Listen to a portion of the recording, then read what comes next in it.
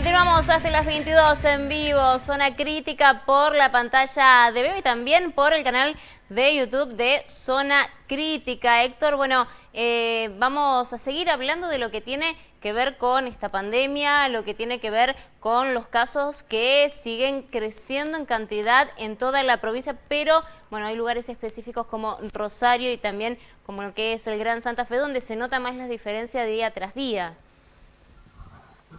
Sí, exactamente. Además del aumento de casos, preocupa, por ejemplo, en Santa Fe la brecha más corta que existe en la duplicación de casos en Ciudad Capital y en el departamento, en la capital, cosa que viene alertando, situación que viene alertando, eh, obviamente, distintos directores de los principales sectores públicos, los datos, que son datos duros, obviamente, de, de los testeos y sus resultados, pero también la información que aporta el CONICET, que ciertamente a través de un método científico-matemático ha cruzado algunas variables. Digo esto en el caso del científico Kaufman, que es el más conocido, o el que ha trascendido más en los últimos días, que realmente ha tenido una precisión interesantísima respecto a lo que podía llegar a ocurrir en Rosario. Había estimado para el viernes de la semana pasada 390 casos diarios, perdón, 400 casos diarios, y Rosario tuvo 390 el viernes de la semana pasada. Es decir, una aproximación para tener en cuenta. Me dicen fuentes de primera línea del Ministerio de Salud que este dato ha llegado. Este dato es observado muy de cerca por el gobernador Perotti, por sus por las personas, los funcionarios que están en el área de salud, y por lo tanto, bueno, el caso de Santa Fe Ciudad sigue siendo evaluado acerca de la posibilidad de un regreso, no sé si al extremo de Rosario, pero de un cese de ciertas actividades para disminuir la circulación. Lo importante, dicen los científicos y los especialistas, que hay que dejar en claro algo. El 50 por disminuir la circulación al 50% tiene un resultado que es verificable, y llevar la circulación del total de la gente a un 25% tiene un resultado que es verificable y es altamente positivo respecto al comportamiento de la curva de la que tanto se habla. Pero también decíamos al principio del programa que esta pandemia también nos permite no solamente hablar de los recuperados, los fallecidos, que son realmente eh, muy importantes en sí mismos, como historias de vida y como situaciones no deseadas, como tragedias, pero también hay que bajarle la lupa a la infancia, a los niños y niñas, a cómo transita una población que en general atraviesa la enfermedad sin dificultades o con pocas dificultades, pero que son un vehículo de transmisión del virus muy importante. Entonces, no hay que relajarse en la idea, bueno, si a mis niños, a mis hijos, a mis sobrinos, si se pescan la enfermedad no les va a pasar nada, o es algo muy livianito, porque sí le puede pasar a los abuelos, sí le puede pasar al vecino, sí le puede pasar a los padres, que son los adultos con los que seguramente van a tener un contacto frecuente. Yo no quiero abundar más sobre el tema porque queremos ya saludar a Cecilia Crisione, que es una pediatra, integra la Asociación Argentina de Pediatría y está conectada justamente para charlar de este tema. ¿Cómo te va, Cecilia? Buenas noches. Hola, buenas noches a todos. ¿Está bien Bueno, pronunciado Crisione o es Crisione? Su Cristione, apellido. sí, sí, italiano, Bien sí, italiano. sí, bien Eh, italiano.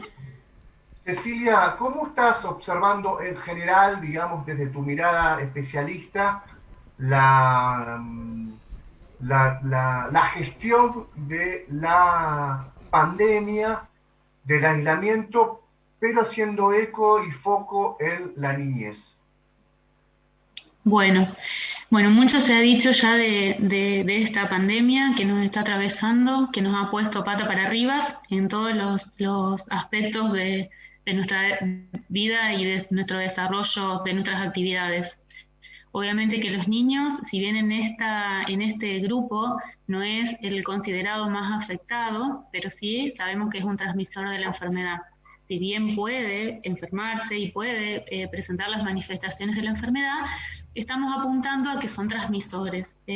Entonces, bueno, no es el foco, no nos vamos a detener en la manifestación clínica o de la pandemia en cuanto a la salud de los niños. Sí, en cuanto a las repercusiones a nivel psicológico que estamos teniendo y que ya empezamos a ver en nuestros niños.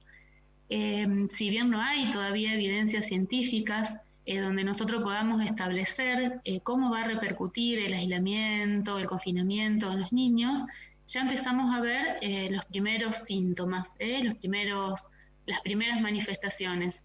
Obviamente esto va a dar para trabajar mucho.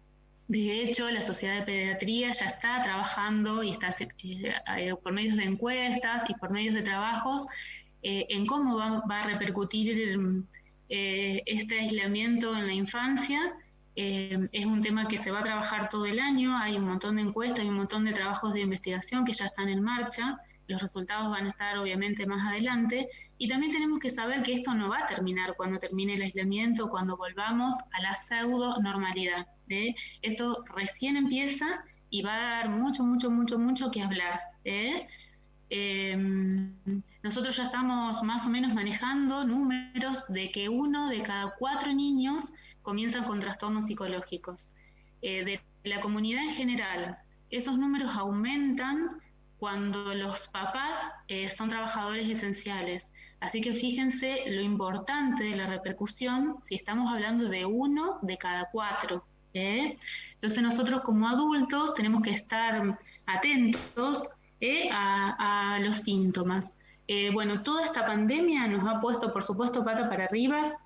En cuanto a los chicos, no pueden asistir al colegio, no están confinados en casa, la mayoría ha dejado de hacer sus actividades deportivas, no están en contacto con sus amigos, por lo tanto su vida social está reducida a la familia, han dejado de hacer actividad física, han cambiado todos sus hábitos, tenemos niños que no cumplen con las horas de sueño ni con los horarios de la alimentación, están mucho más tiempo expuestos a las pantallas, porque obviamente todo lo hacen a través de las pantallas, en los casos que tienen el acceso a la conectividad, ¿no es cierto? También sabemos que hay muchos chicos que ni siquiera sí tienen acceso a la educación y a continuar sus clases o su ciclo lectivo. Entonces, bueno, como adultos tenemos que estar atentos con qué nos vamos a enfrentar o qué es lo que los niños nos van a empezar a manifestar. Nosotros en el consultorio lo que primero vemos es que la somatización. Vienen al consultorio con dolor de cabeza, dolor de panza, palpitaciones, dolor en el pecho, sensación de que no pueden respirar. Entonces uno como pediatra, si bien nosotros tenemos un buen vínculo con el paciente y un buen vínculo con la mamá y eso nos ayuda muchísimo para orientarnos en cuanto a poder definir si esto es una patología o bien estamos en el terreno de la afección psicológica, obviamente que no nos podemos quedar tranquilos y se descarta siempre todo lo que sea orgánico. Entonces, bueno, los niños son sometidos a lo mejor a estudios para quedarnos tranquilos de que esto en realidad sea del ámbito psicológico. Vemos chicos que consultan por ansiedad, con trastornos de depresión, crisis de llanto, tienen conductas de aislamiento, conductas desafiantes, hiperactividad, ni hablar si ya por ahí hay chicos que algunas de estas patologías ya tienen algunas de estas patologías de base, trastornos en la alimentación, trastornos en el sueño, como dije, tienen todos los ritmos desordenados, están sin cumplir, se acuestan tarde, se levantan tarde, no almuerzan, no desayunan, tienen todo alterado los horarios. Muchos niños se ve que consultan o que acuden por tristeza intensa, falta de concentración, irritabilidad, están agotados. Y en los niños más pequeños vemos que hay pérdida de las pautas del desarrollo, o sea, las pautas o la maduración que ya habían adquirido, tenemos un retroceso a etapas iniciales. Entonces nosotros como adultos, los papás, los pediatras, los docentes, se nos tiene que encender siempre una alerta. Cuando todo esto que yo digo aparece, que se nos encienda la luz. ¿En qué lo podemos ayudar? ¿Cómo podemos recurrir? Los niños en realidad siempre nos dan esos síntomas, esos signos que nos van a ayudar o nos van de alguna forma comunicarnos lo que están necesitando. Los docentes, que si bien ahora tienen un rol diferente al que siempre participan en la crianza de los niños, bueno, ahora es todo a través de las pantallas, pero cuando un alumno no se conecta varias veces en una semana, no entrega trabajos, también les pedimos que se comuniquen con esa familia para ver qué es lo que está pasando, qué es la ayuda que están necesitando o qué es lo que está necesitando ese niño o esa niña. Quería preguntarte, Cecilia, sobre este aspecto, que un poco lo rozaste en tu primera respuesta, pero quería profundizarlo. Aparecen signos que no son, que son propios, podríamos decirlo, del momento: la fatiga, el sobrepeso, la mala alimentación, el estrés, la angustia. Y creo que te escuché a vos o a otra pediatra comentar que incluso con muchas prevenciones y aprovechando momentos de la vida cotidiana que no son transitados, podríamos aprovechar los padres para una vuelta en bicicleta, obviamente con todas las prevenciones, evitar las aglomeraciones, disfrutar el aire libre, pero hay un vínculo que se ha perdido y que seguramente va a continuar así en el 2020, que es el vínculo con los pares. Los niños están teniendo una relación con adultos casi exclusiva en todo este tiempo.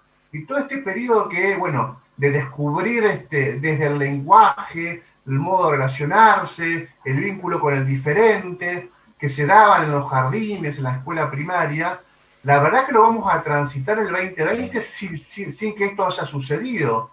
¿Esto te preocupa especialmente? Por eso yo decía al principio que esto es el comienzo de un montón de cosas. Todavía no sabemos cómo vamos a terminar, cómo va a repercutir todo todo esto que nos estás diciendo, el aislamiento, la falta de contacto con los padres. Sabemos que los adolescentes se identifican muchísimo con los padres y en este momento no lo están haciendo. Por eso esto es el comienzo de un montón de trabajo y de un montón de investigación y de un montón de problemas que vamos a ir desarrollando y que vamos a ir viendo quizás más adelante. Esto no se va a terminar ahora, no lo podemos establecer ahora, no se va a terminar una vez que volvamos a la normalidad, esto recién comienza. Por eso tenemos que estar atentos, tenemos que abrir canales de comunicación, abrir el diálogo con nuestros pacientes, con nuestros alumnos, con nuestros hijos, para estar atentos a buscar las herramientas, si las tenemos nosotros, y si no, buscar ayuda profesional para poder canalizar todo esto que les está pasando a los niños, a los adolescentes, a los adultos, porque toda esta angustia también pasa en casa. También vemos papás desbordados, papás que han cambiado su forma de trabajo y que están trabajando desde casa, trabajadores esenciales que han seguido con su rutina diaria, y más a la rutina diaria se ha agregado la tarea de la docencia. Tenemos que ver que entreguen los trabajos, que participen en las clases. Entonces, bueno, los adultos también están desbordados y están al límite. Por eso digo que esta pandemia ha puesto todo pata para arriba, y que hay un montón de cuestiones que tenemos que ir viendo, que tenemos que ir transitando y que tenemos que estar alerta a lo que va a venir. Por ejemplo, si te preguntamos, Cecilia, según tu experiencia, y por poner un número, si ponemos 3 aspectos, prestar especial atención en la relación con los niños, ¿qué destacarías vos en este momento? No, vos sabés que se fue la conexión. Repetime. Que si, según tu experiencia, ¿qué le dirías a los adultos que presten especial atención 3 tips, 2, 1, los que sea, pero ¿en qué deben prestar atención en la relación con los niños? Un montón de cosas les tendría que decir a los adultos. Primero, que le informen. Los niños tienen derecho a estar informados, a saber qué es lo que pasa, a saber cómo cuidarse y cómo cuidarnos entre todos, esto que nos está pasando. Ellos tienen derecho a saber, a cuidar esa información. Esa información tiene que ser selectiva, no nos puede abrumar la comunicación. Ahora está todo el día la televisión, todo el día pantalla, todo el día sabemos todo lo que pasa en todos lados. Bueno, no. Cuidar esa información, ser selectivos de la información que pueden tener acceso nuestros niños. El exceso de información muchas veces agrava nuestra angustia.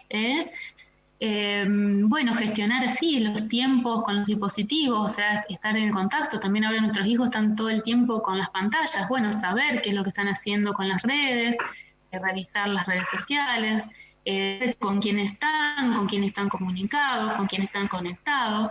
Fomentar también los tiempos de descanso, tenemos que descansar nuestro cerebro, que descansen la vista. Estar todo el tiempo sentados frente a una computadora no es bueno. Sostener muchísimo, hacer mucho hincapié en sostener los vínculos con la familia y con los amigos. Ahí sí está bien utilizada las pantallas. Por suerte, hoy por hoy casi todo el mundo tiene acceso a un teléfono y podemos hacer conferencias, podemos hacer un video, podemos conectarnos con la abuela, conectarnos con los tíos, conectarnos con los amigos, establecer rutinas, que tener una rutina, un horario para levantarse, desayunar, almorzar, descansar, jugar, acostarse, cumplir las horas de sueño, estimular el juego al aire libre, que jueguen, que hagan sobre todo juegos donde puedan descargar sus emociones, donde puedan correr, donde puedan saltar.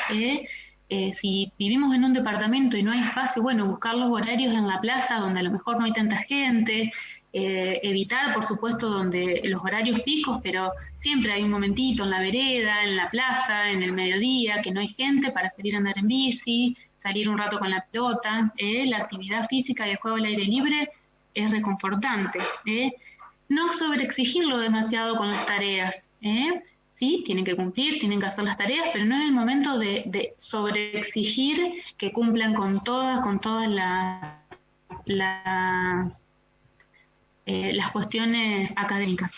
Bueno, y algo que hacemos muchísimo hincapié desde la Sociedad de Pediatría es que continúen con los controles de niños sanos. No por esta pandemia aplazar los controles, sobre todo en los recién nacidos, en los menores de 3 meses, en los menores de 6 meses. Los controles son extremadamente importantes. Si no hacemos los controles, podemos terminar con no ver o con no detectar algún problema específico. Entonces los controles de recién nacidos sanos, controles del desarrollo, tienen que seguir haciendo. Hoy por hoy los lugares y las clínicas tienen todos protocolos de seguridad, así que la mamá se tiene que sentir tranquila, segura y cuidada yendo a la consulta pediátrica. Se tiene que completar el esquema de vacunas. No podemos no asistir al vacunatorio, tener un carnet de vacunas incompleto por miedo a salir a la calle o por miedo a enfrentarnos con el virus. No sé, fomentar la lactancia materna. No por nada tenemos que dejar y descuidar la lactancia materna. Con todo lo... Te agradecemos mucho, Cecilia, por el contacto y gracias por darnos estas pautas para tener una mejor relación con todos nuestros niños. Gracias. Bueno, gracias a ustedes y ojalá sirva. Por supuesto que sí, gracias. Gracias. Bueno, Euge, sí. ¿Te parece ir a la última pausa brevemente y ya cerramos? Exactamente, ya volvemos con el cierre de Zona Crítica, hacemos un corte.